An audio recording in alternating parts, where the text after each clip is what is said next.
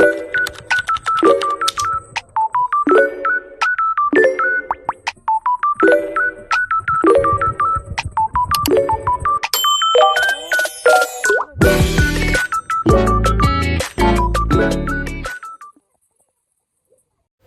सल्ली अला मोहम्मद व अला आलि मोहम्मद। अस्सलाम वालेकुम। कैसे आप सब लोग? उम्मीद करती हूँ कि आप सब ठीक होंगे। अल्लाह ताला के फजल करम से हम भी बिल्कुल ठीक हैं और खुशबाश हैं। आज का व्लॉग करते हैं स्टार्ट। आज का व्लॉग कुछ इस तरह से है कि आप देख रहे हैं कि कबर्ड में सारे जो कपड़े हैं वो उन्हें मैंने करना था रीअरेंज, क्योंकि ये बिल्कुल सही नहीं हुए पड़े थे और क्योंकि ये हेल्पर अक्सर रखती है तो उसके ऊपर बंदा भरोसा नहीं कर सकता, जल्दी में काम करके चली जाती है। तो मैंने सोचा आज टाइम निकाल के ये जो कपड़े हैं इन्हें रीअरेंज करूँगी। इसमें कुछ शर्ट्स पड़ी थी मेरे हस्बैंड की और पैंट्स वगैरह पड़ी थी, उन्हें भी मैंने सेट करके रखना था और कुछ मेरे कपड़े भी थे और बच्चों के भी थे। तो मैंने सोचा आज ये टाइम निकाल के इसे मैंने हर हाल में करना है। तो ये देखिए जी, ये मैंने सारे कपड़े तय लगा लिए थे। जो शर्ट्स वगैरह थी वो मैंने रख दी थी साइड पे और पैंट्स दूसरी साइड पे रख दी थी। उसके बाद फिर मैंने अपने जो कपड़े हैं उन्हें सेट करके रखा है।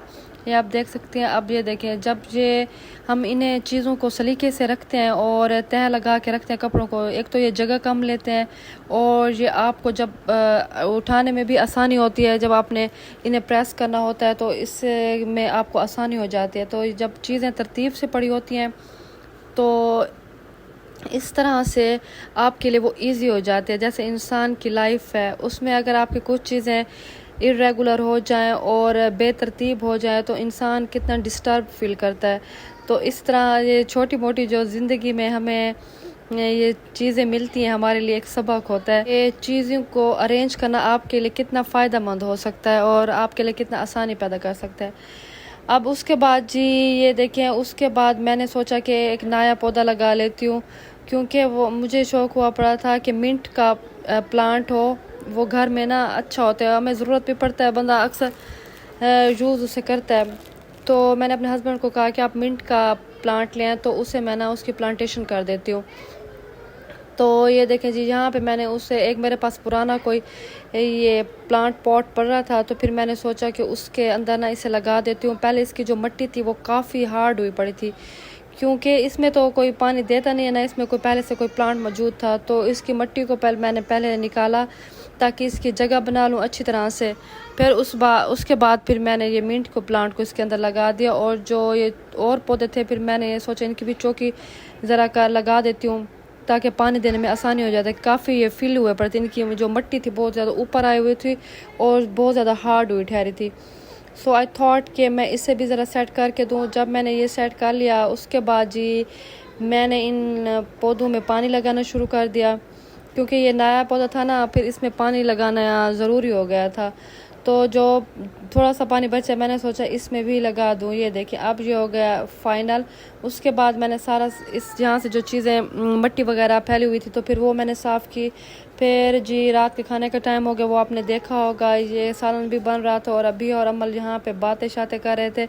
इनकी जो बातें होती है वो ख़त्म नहीं होती, कभी क्या बात कभी क्या, तो ये तो बहनों में होता रहता है। उसके बाद जी हम चले गए थे अम्मी के घर। आज हम जा रहे थे बाइक पे, क्योंकि बाइक पे जाने का भी अलग मज़ा होता है। बंदा डिफरेंट जो वाइब्स होता है ना वो बंदा यानी कि अगर वो करे तो आपको अच्छा लगता है, फील होता है, अच्छा फील होता है। तो ये हम जा रहे थे, पीछे आपने देखा था अलार्म कितना खूबसूरत लग रहे थे। और यहाँ पे अम्मी ले आई थी अपने लिए ये बोरजान की शूज़, बहुत ही प्यारी थी और कंफर्टेबल शूज़ थी। इसका कलर था ब्राउनिश और ये इसका जो डिज़ाइन था वो स्नेक्स स्टाइल में था, ब्राउन और देख सकते हैं और लाइट चॉकलेट कलर में थी। तो कंफर्टेबल थी और पाँव में भी इजी यानी कि बंदा चल सकता है। इतना ज़्यादा हील नहीं थी, सोल थी इसकी, तो ये अच्छा यानी कि लग रही थी।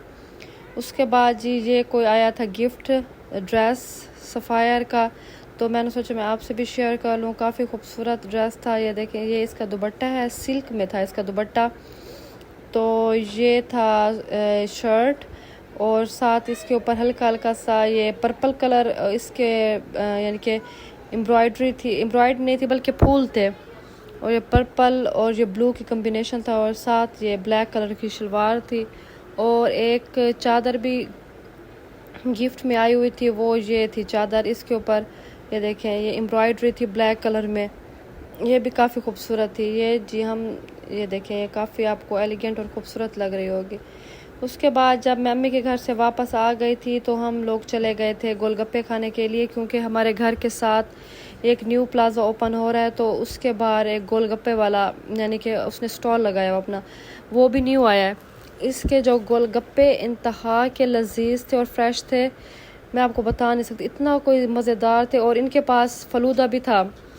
तो पहले हमने सोचा कि पहले हम इसके गोलगप्पे खाएंगे, उसके बाद हम DH जाएंगे, फिर वहाँ पे कुछ ड्रिंक्स वगैरह पियेंगे, फिर आके फ़लूदा खाएंगे। तो मैंने अपने हस्बैंड को कहा कि आप जाके वीडियो बना के आएँ, ये क्योंकि जो अंकल थे ना काफ़ी स्पेशल तरीके से ये गोलगप्पे बना रहे थे।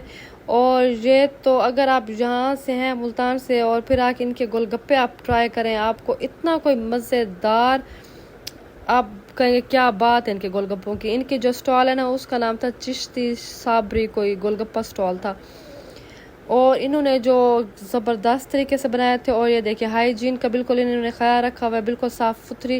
ये देखिए इनके जो बर्तन थे बिल्कुल साफ़ सुथरे थे। और इन डिफरेंट इनकी चटनियाँ बनी हुई थी, इमली वाली चटनी थी और मिर्ची वाली चटनी थी, और साथ इसमें दही थी, और फ्रेश इनके पास सैलेड था वो डाल रहे थे, और साथ चने डाल रहे थे।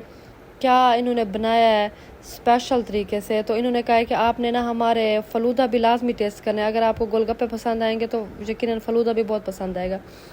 तो हमने सोचा वो अब हम बाद में ट्राई करेंगे, पहले हम DH से कुछ ड्रिंक वगैरह पी के आते हैं, पहले हम ज़रा गोलगप्पे खाते, क्योंकि मेरे हस्बैंड का भी काफ़ी आज मूड था गोलगप्पे खाने का, वैसे इनके फेवरेट है, तो मेरा भी बहुत ज़्यादा, मुझे तो वैसे ही बहुत पसंद है।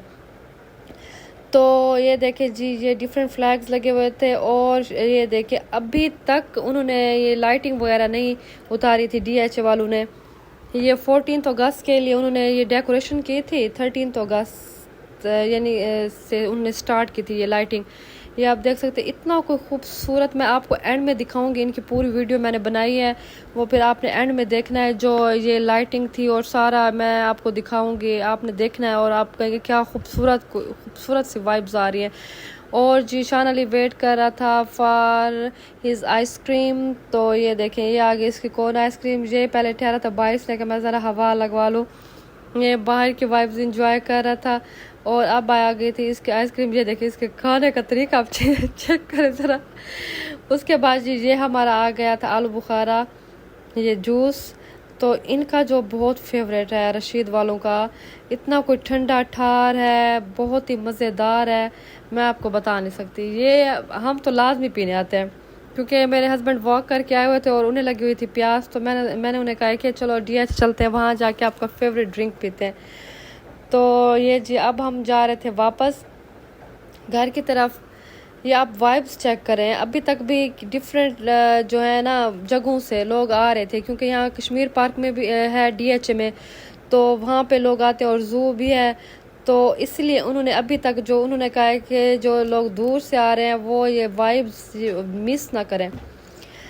तो ये द सिस्टम आप अब देख लें। अब आ गए हमारा फ़लूदा, ये देखें इतना कोई मज़ेदार था ना और इतना कोई फ्रेश था, मैं आपको बता नहीं सकती। वैसे रशीद वालों का भी अच्छा है, लेकिन इनका ना प्रॉपर तरीके से था, जैसे हम पहले खाते थे वो जो सवैयों वाला होता है, वो जो मशीन के ज़रिए निकालते हैं, वो ये उस टाइप का था।